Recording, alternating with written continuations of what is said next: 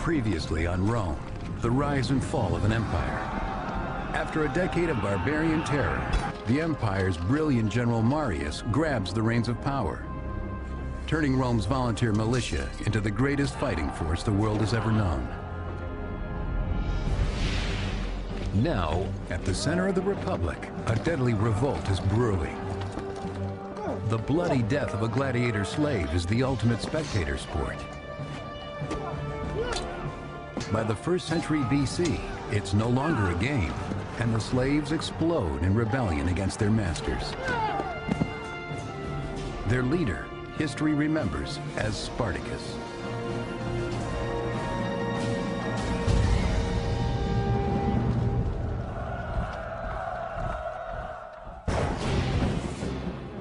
Rome's powerful army and philosophy of conquest have enriched the Republic in territory, treasure, and slaves. Captured on the battlefield or in conquered towns, the slaves become a commodity. Slaves were people, and the Romans knew it, but they pretended that slaves weren't people, that they were tools with limbs and arms and voices. Between the 3rd and the 1st centuries BC, the Roman Republic expands from central and southern Italy to encompass almost all the Mediterranean. And so the slave markets fill, and eager buyers pick over the merchandise. If 30% of the population of the Italian peninsula was enslaved in the 1st century BC, that would be roughly equivalent with the number of slaves that there were in the American South on a per capita basis, where it's true that probably 35% of the population was enslaved in, say, the 1850s. Slaves could be born into slavery. They could be sold into slavery from foreign countries. Slaves could be captured in war. So there was a great variety of both of the ways that people got to be slaves, and also a great variety in the way that people lived as slaves. 1st century Roman landowner Columella gives buying advice.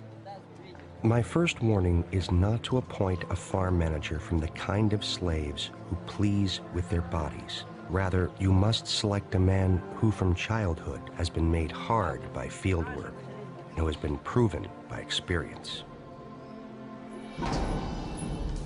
Not all slaves are destined for field work. The strongest are reserved for sport, to train for the arena as gladiators.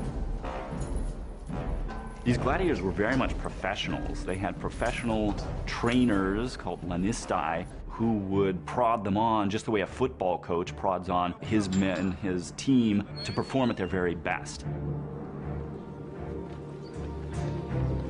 They're rented out for people to put into shows, or they're sold to the person who's going to put on the show. They tend to be regarded in this way as being the lowest of the low, people whose bodies are at the disposal of others. Gladiators could be either the top professional fighters in the most expensive entertainment of the time, or they could sometimes be condemned criminals forced to fight. Like championship boxers today, they would train really hard in a very dangerous sport, and then they would only fight a couple of times a year, because they were, of course, very expensive. Most of the gladiators' names will be lost to history, but posterity will record the feats of 2 of these men. One named Crixus, and the other Spartacus, a man born to lead. Spartacus was a foreigner. He wasn't a Roman, but he had served in the Roman army. But then something happened. We don't know whether he deserted, that's what some people say, or whether he was thrown out. Some stories are that he then became a very successful bandit on the highways. But eventually he was captured and forced to become a gladiator by the Roman authorities. Whether against his will, we can't say, but most likely he hated it. 2nd century biographer Plutarch. Spartacus not only possessed great spirit and bodily strength, but he was more intelligent and nobler than his fate. Whatever twist of fate brought Spartacus to slavery, it's clear he will not accept it idly. And Crixus will share his destiny.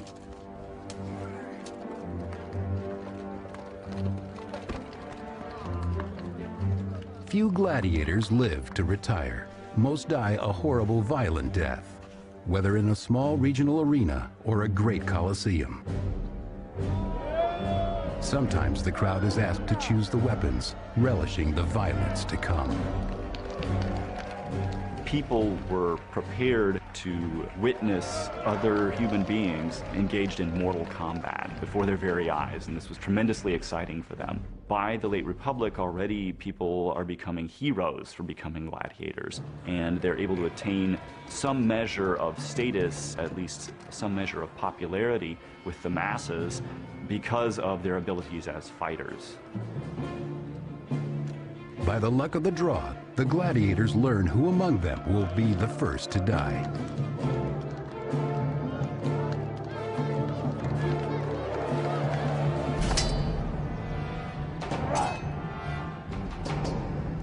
To add spice to the fight, gladiators usually are unmatched in terms of weapons and fighting styles. Whatever style they fight, their inadequate armor can't protect their lives. They had trained for months, years, so they could use their particular weapons, having to get so close that they could see the spittle in their opponent's mouth, or they hoped the fear in his eyes. And the smell of blood would have been overwhelming. This was an excitement to the crowd. It was a sign to the gladiators that their very life was at stake.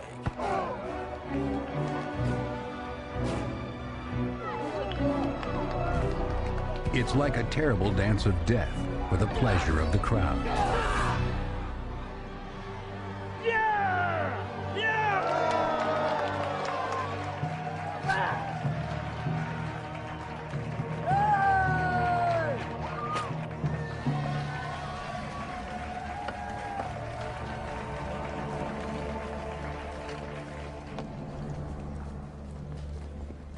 But in 73 BC, at the Ludus, or Gladiator School, a group of trainees grows tired of taking orders from the Roman guards. They decide that if death awaits them, it will not find them in the arena. Abused and angry, they conspire to put their lives and their training on the line to change their fates.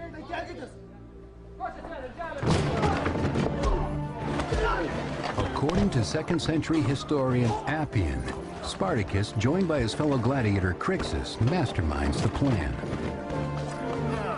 He persuaded about 70 of the enslaved men to risk a break for freedom, rather than to allow themselves to be put on display for the entertainment of others. Spartacus became a great gladiator, but there was a fire burning inside him. Fire, I guess, resenting the loss of his freedom, fire desiring justice.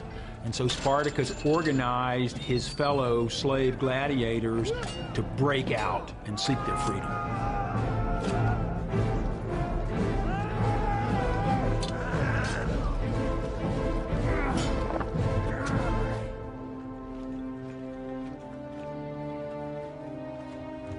The local militia, unused to combat, are wary of the rebels they hunt.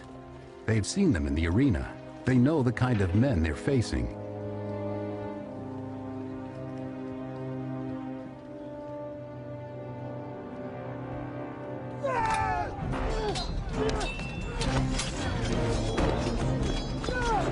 Second-century biographer Plutarch. The gladiators repelled those who were coming out of the city of Capua and seized from them many weapons that were more suitable for warfare.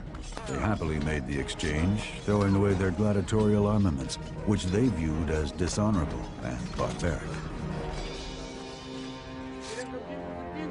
As their leader, Spartacus takes his men from slavery to warfare, leaving Roman corpses in their wake.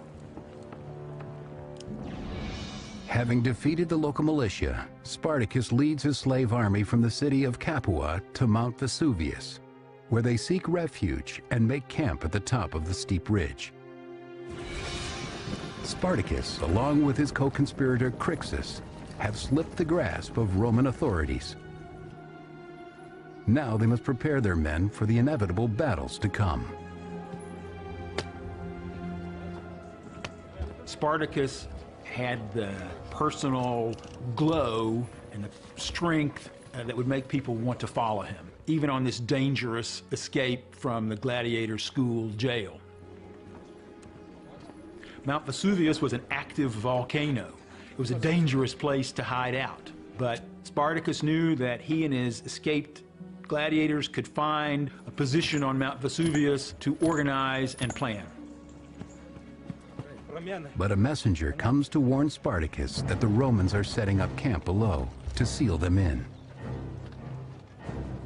The Senate has sent in Commander Clodius Glaber to corner the rebels and halt the rebellion. He managed to push Spartacus and his sort of nascent group of rebels up onto the mountain into what seemed like a tight spot. And therefore, Clodius Glaber assumed he wasn't going to have any trouble crushing them on Mount Vesuvius. Plutarch chronicles the plan. Clodius ordered his soldiers to guard the one narrow and difficult access road that led up the mountain. All the other parts of the mountain were formed of steep precipices and could not be traveled. Spartacus and the escaped slaves' only way down is now blocked off. The siege has begun. In 73 BC, Spartacus and his comrade Crixus refuse to die in the gladiator ring. Together they lead a slave rebellion. But now the outlaws are trapped on southern Italy's Mount Vesuvius by Clodius, a Roman officer. High on the mountain, Spartacus and his men plot their brilliant escape, as chronicled in the 2nd century by Plutarch. The slaves cut off the useful parts of the vines and wove ladders out of them. They were strong and long enough so that when they were fastened at the top of the cliffs, they reached down as far as the level plain at the foot of the mountains. One of the things that's very interesting about the early phase of Spartacus's revolt is how he seems to know the terrain much better than anybody else does. Now, in part, this can be because herdsmen and other people who know the area around Vesuvius are joining in, they're sympathetic. The slaves who joined Spartacus and his group from the countryside were probably, in the beginning, mostly the herdsmen, who were these slaves living independent, who already had weapons and were in top physical condition, who became then the soldiers for this gladiator-led army. Spartacus and his ever-growing legion are able to rappel down the cliff, landing just beyond Clodius's camp. Down below, the Romans underestimate the slaves' resolve. You've got to realize that the people who are chasing them look more like the Keystone Cops than Caesar's legions. These are guys who are not part of the regular military establishment. They're being led out by officers who aren't very good officers, who probably have very little knowledge themselves of the countryside because it's the area where they send their slaves. The Romans vastly outnumber the renegades, but the slaves' bold plot is a testament to their ingenuity, desperation, and their hatred of their Roman oppressors. And to the ultimate disgrace of the Roman army, these thousands of Roman soldiers and their commander are routed by this small band of gladiators who had attacked them from behind by climbing down the cliff on their ropes woven from vines.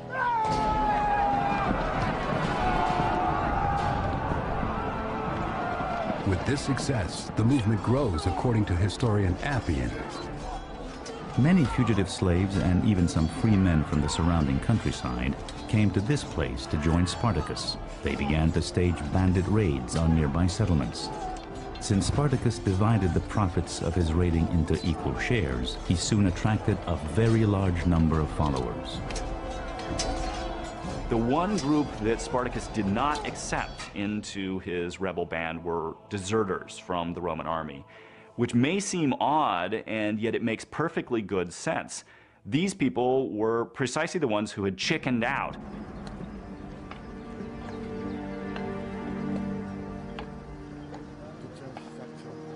Second-century author Florus.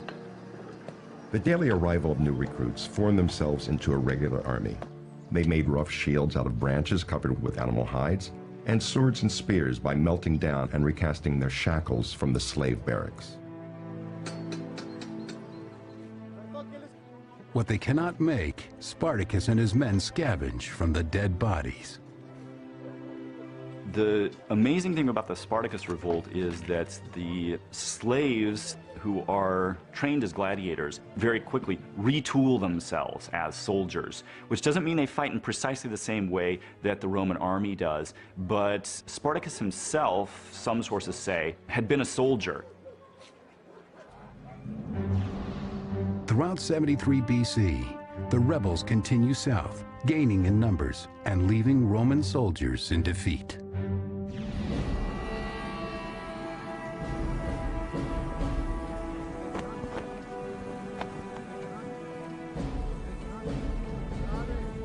The Senate calls for another magistrate, Commander Publius Varinius, to stop them.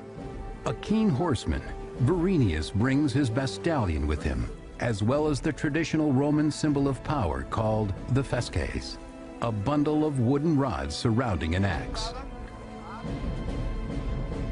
This symbolized the magistrate's power to use force to enforce order. Sticks to beat civilians or soldiers, the axe for capital punishment. The axe was only put into the fasces when the commander is outside of Rome, because on military campaign, the commander has martial law power over his troops. But symbols seem to be of little use to Varinius against a slave army. Spartacus' troops have already bloodied his own, killing his co-commander. Varinius prepares his remaining men for the battle to come. Spartacus, familiar with Roman strategy, stays one step ahead, according to the historian Sallust. To avoid a surprise attack while they raided the countryside, the rebels propped up fresh corpses at the gates of their camp so that the Romans would be led to believe that guards had been stationed. With the decoys in place, the renegades are free to attack the Romans at will, catching them completely by surprise. Spartacus's force is really fearsome. The officer corps, if you will, are these superbly trained, really tough, experienced gladiators. So they want revenge.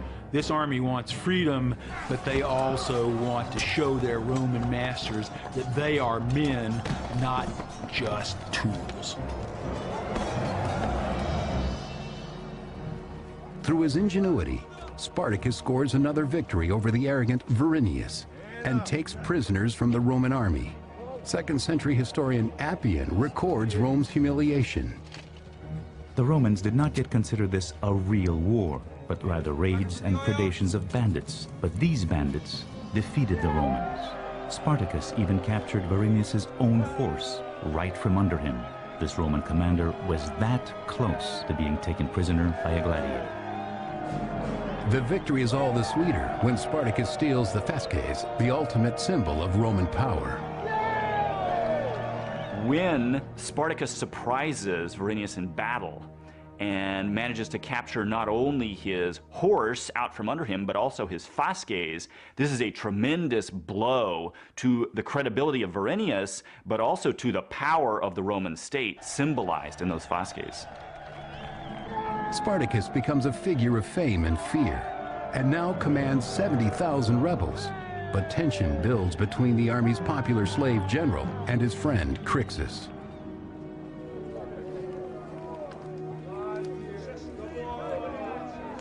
So Spartacus was showing the Romans, I'm as good as a Roman. I, Spartacus, I fought in the Roman army. I have the same understanding of freedom. I have the same understanding of the value of life and death for every man, slave or free. But Crixus becomes consumed with his desire for revenge. He shows the captured Roman soldiers no mercy, writes 5th century historian Orosius. They staged gladiatorial games, using prisoners they had taken. Those who had once been the spectacle were now to be the spectators. The slaves grew more violent with their success. Crixus spurs them on, while Spartacus pleads for order. Their unity begins to falter.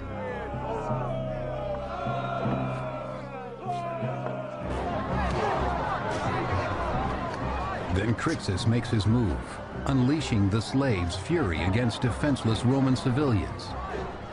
Historian Sallust describes what happens.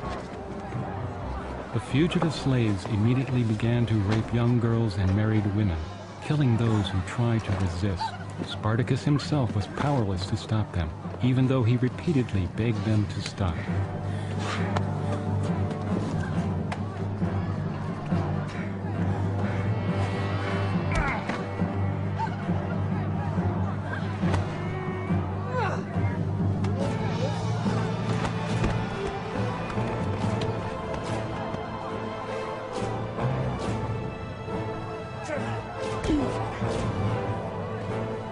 Until now, the slaves were unified against Rome.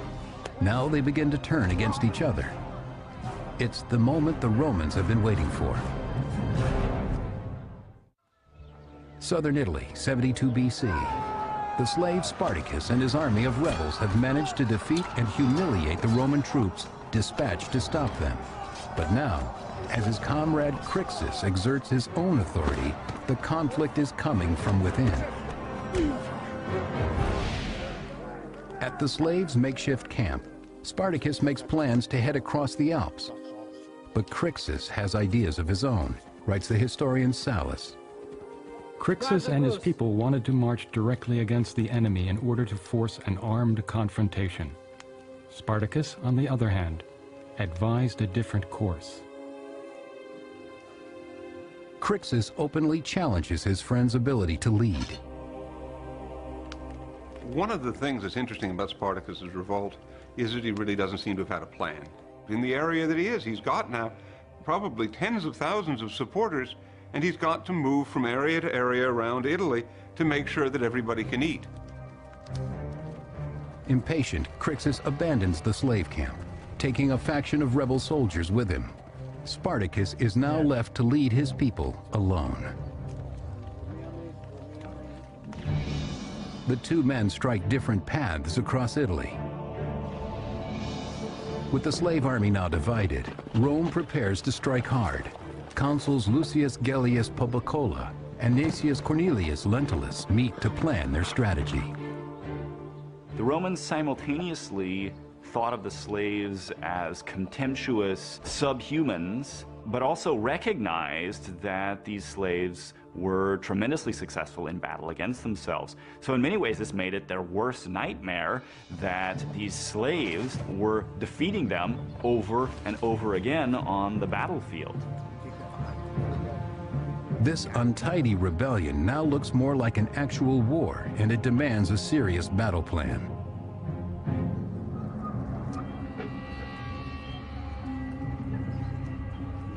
Every village Spartacus enters could hold a trap or an ambush, or sometimes, according to Sallust, a friend.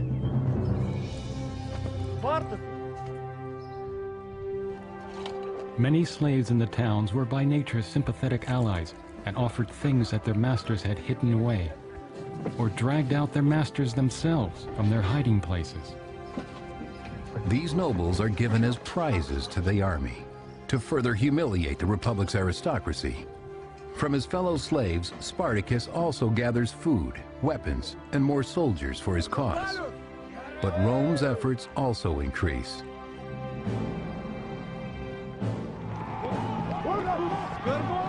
In the Garganus Mountains of Italy's east coast, Crixus and his faction are hunted down by Roman commander Gellius's troops. The writer Plutarch records it. Gellius made a sudden surprise attack on Crixus' forces, who, because of their arrogance, had separated from Spartacus. The historian Appian. Crixus was in command of 30,000 men. 2/3 perished, including Crixus himself.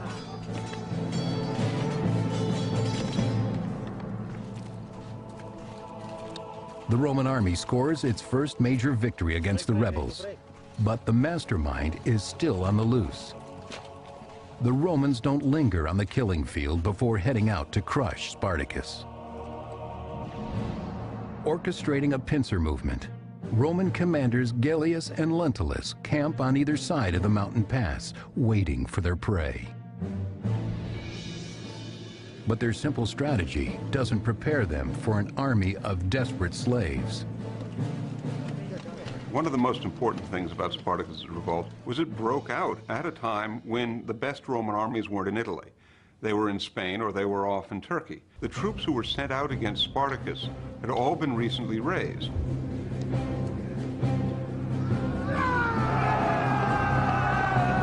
The historian Appian. Spartacus turned on them one after the other and defeated each Roman army in turn. The Romans were forced to flee from the field of battle in great confusion and uproar.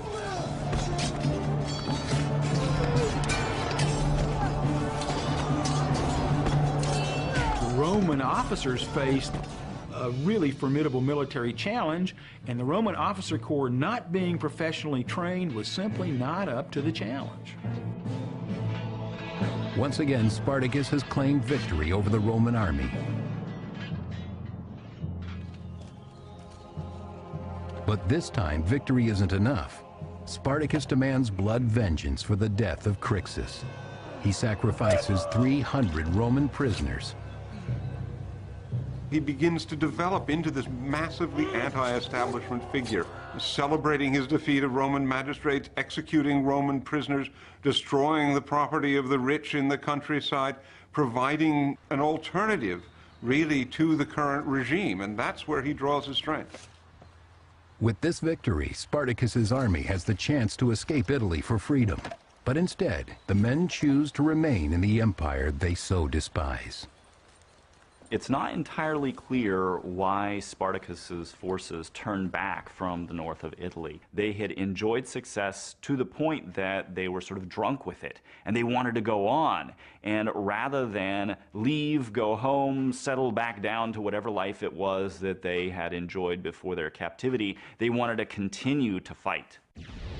His forces make their way south to the city of Thurii, where they set up a base of operations. In the third year of the slave rebellion, Rome finds itself helpless. The Senate calls upon Marcus Licinius Crassus, a wealthy nobleman who loves glory almost as much as he loves money.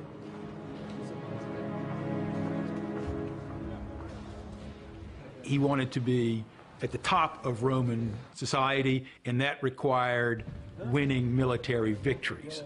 And so he was eager for the chance to defeat Spartacus, which he thought would be easy because slaves, after all, couldn't be seriously dangerous. But Crassus, learning from the failure of others, will not underestimate his foe. A strict disciplinarian, he takes his assignment seriously, for his glory and for the good of Rome. Spartacus's growing army of rebellious slaves have become well organized and apparently unbeatable. Now Marcus Licinius Crassus has devoted himself and his considerable forces to their destruction. But Crassus finds the Roman force undisciplined, cowardly, and ready to retreat in battle. Crassus will not stand for this. After suffering a humiliating defeat against the rebels, he takes drastic action. He will teach his troops the meaning of obedience through the penalty of decimation. Decimation was a terrifying punishment because men were just arbitrarily taken out, every 10th man. Maybe you hadn't run away. Maybe the rest of the unit had run away and you had stayed to fight. But if there were no witnesses, you could be pulled out as the 10th man. So you were in absolute terror standing in the line as to whether you're going to be the one who's going to be taken out. And then your death is going to be horrible because your friends are going to have to beat you to death with sticks and clubs. It's not going to be a quick, easy, or honorable death. You're not going to be stabbed or allowed to commit suicide. You're going to be disgraced, and it takes a long time to be beaten to death. Through decimation, Crassus makes his troops fear him more than they fear Spartacus, their enemy. It was meant to shame the men who are doing the beating, as well as the man who's killed, even though he might not have been personally a coward. In the name of discipline, as many as 4,000 men meet their agonizing death this way. But the brutality makes its point. Crassus scores a victory in his next battle against the rebel army.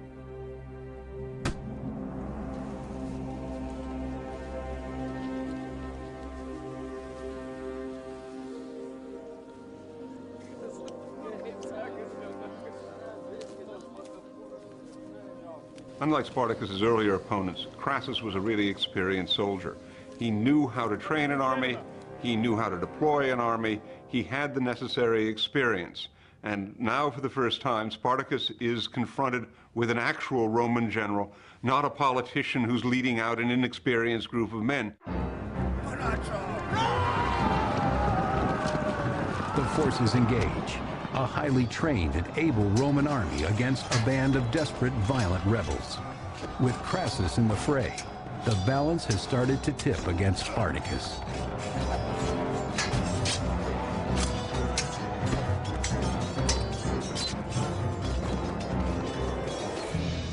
Pursued by Crassus's army, the renegade slaves flee to the south, but Spartacus has already planned his next move. Pirates control the waters around Italy.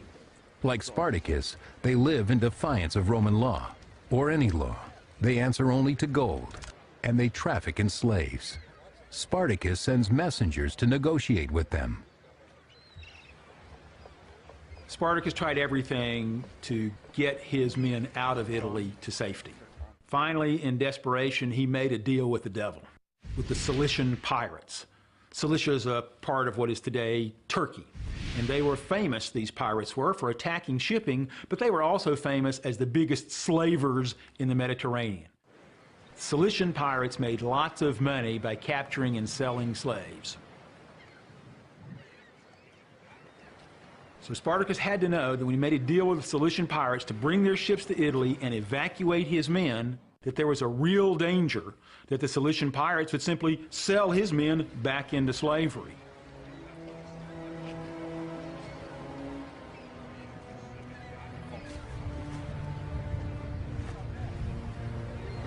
He probably had in mind crossing over into Sicily and occupying the island, almost taking it over as a new territory, a new state where these rebels would be able to face Rome on their own terms.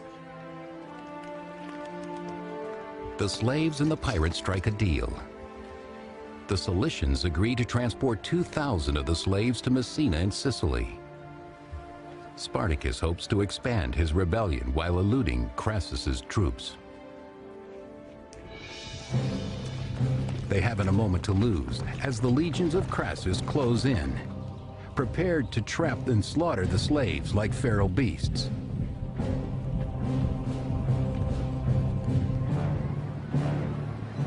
Ahead of the Romans, Spartacus and his horde arrive at the tip of Italy and find no ships.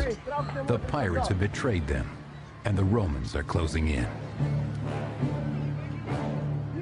Now Spartacus has to try to fight his way out of Italy against an army that's been restored to discipline by Crassus, that's there in force, and that will finally be able to display the tactics and the discipline that made a Roman army so formidable.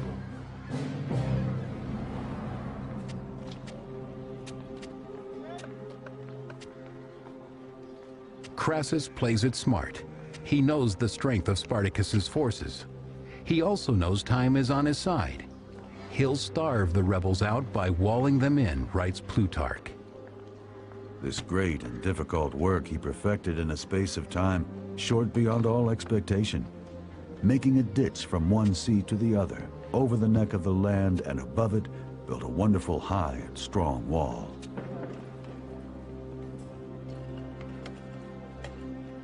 Crassus is a fully modern Roman general who, among other things, knew how to use field fortifications, and that's what we see him doing with Spartacus. The project, 35 miles long, up to 15 feet high, is immense. 2nd century biographer Plutarch. When supplies began to run out and Spartacus wished to move off the peninsula, he recognized the impediment formed by the wall. Spartacus is forced inland, and yet every attempt to move north is rebuffed by the wall. After 3 years on the rampage, the rebel forces have been caged.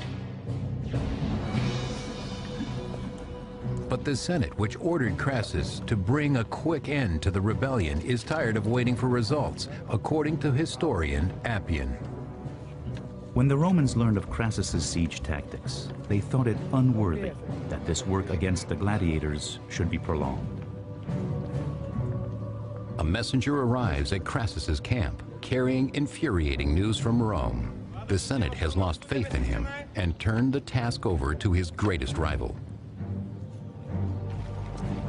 The talented General Pompey the Great is returning from Spain a hero, having crushed a bloody uprising there. He is ordered to bring the slave rebellion to its overdue conclusion. Pompey was probably one of the best generals that Rome ever had, and Pompey was, like Crassus, highly ambitious and had more of a military reputation than Crassus. He has an enormous knack for the theatrical. He has a way of projecting his image around the Roman world. He has a sense of PR that, quite frankly, other politicians of his time don't have. Now he's off to vanquish Spartacus and rob Crassus of glory. But not if Crassus can beat him to it. They are two dogs after the same fox. 71 BC, abandoned by the pirates in Lower Italy, the survivors of the Spartacus slave revolt find themselves walled in by General Crassus's troops. And now comes the great General Pompey, a new threat to Crassus's honor and Spartacus's life. Spartacus is on the move again, having broken the siege that Crassus had so carefully set. Appian chronicles his escape. He staged sudden, small-scale attacks on his besiegers, at selected points, hitting them suddenly and sharply. He crucified a Roman prisoner as a visual demonstration to his own men of what would happen to them if they did not win. As the rebels move stealthily through the countryside, Spartacus and his army find their peril has doubled, as word comes that Pompey is also in pursuit. Pompey had already developed something of a reputation for being a cleanup guy. He would show up at the end of a lengthy, grueling, hard slog, so to speak, and walk away with the glory for having brought it to a close. As Pompey draws closer, Crassus becomes more frantic to crush the rebellion before he arrives. Spartacus, hemmed in against the coming onslaught, sends a messenger to Crassus offering a truce. Spartacus remains confident, waiting for word back from Crassus. He's sure the Romans are ready to listen, though the rebels keep their swords sharp. Spartacus tries to negotiate with the Roman leaders because Spartacus sees himself as a free man. That's the way he had started life. And Spartacus ran his army like a Roman army, as if he had the same honor as his opponents, the Romans. But when his messenger returns, it's clear that the Romans don't see Spartacus that way. He is a slave and an enemy. With the negotiations a failure, the day that Spartacus has dreaded is here. Even if he beats Crassus in battle, Pompey will be following right behind. Spartacus can't withdraw. He can't surrender. 2nd century biographer Plutarch. Spartacus recognized that his hand was being forced and arranged his whole army into battle formation. When his horse was brought to him, Spartacus drew his sword and killed the animal. He proclaimed that should he win the battle, he wasn't going to need a horse. He would have thousands of horses at his disposal. Should he lose the battle, he also wouldn't need a horse. That is to say, he had dismounted, he had joined the foot soldiers in his troop, and he had gotten out there to fight it out to the finish. Crassus and his army meet Spartacus near Brundisium, on the heel of Italy.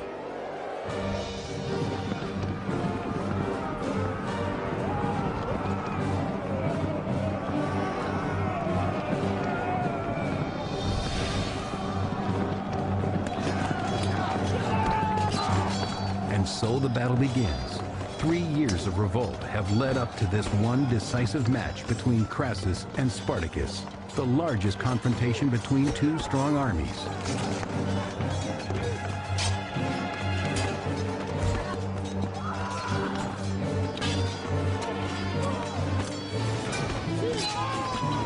One source reports that he was wounded in the leg and was so crippled up that he had to get down on his knees, but he refused to quit fighting.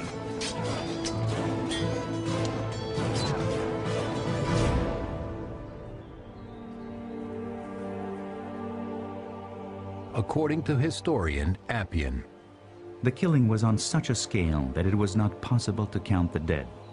The body of Spartacus was never found.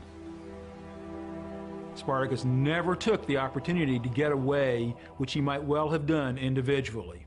So Spartacus was a man who showed that he had a sense of honor at least as deep and as sincere as that of any Roman who'd never been a slave.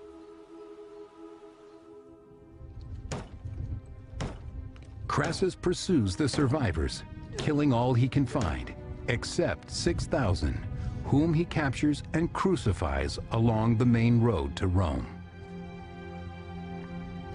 They were crucified, spread out at about 30 to 40 feet each, one by one, for 125 miles.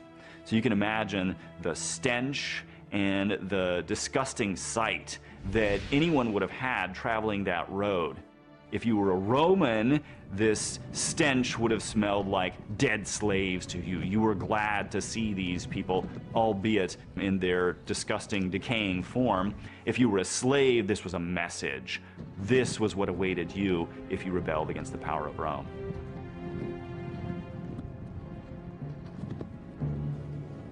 Crassus vanquishes the slave rebellion, though some of the rebels are lucky enough to dodge the slaughter, until Pompey, true to form, has the last laugh.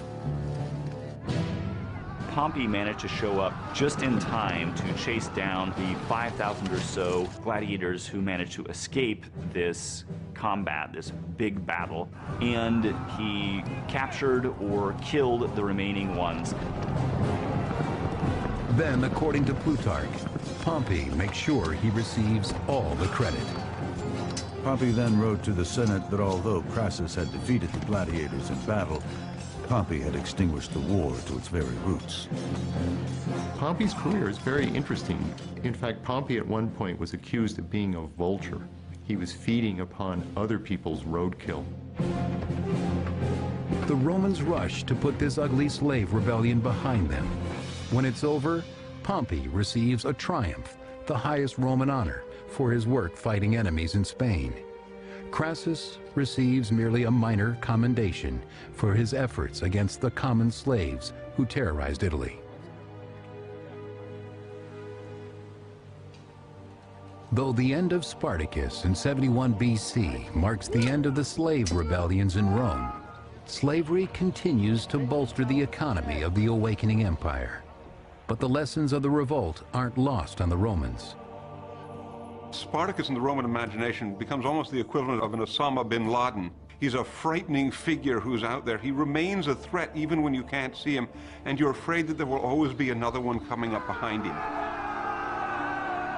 The Romans realized from this slave revolt that they had to keep their army in tip-top shape.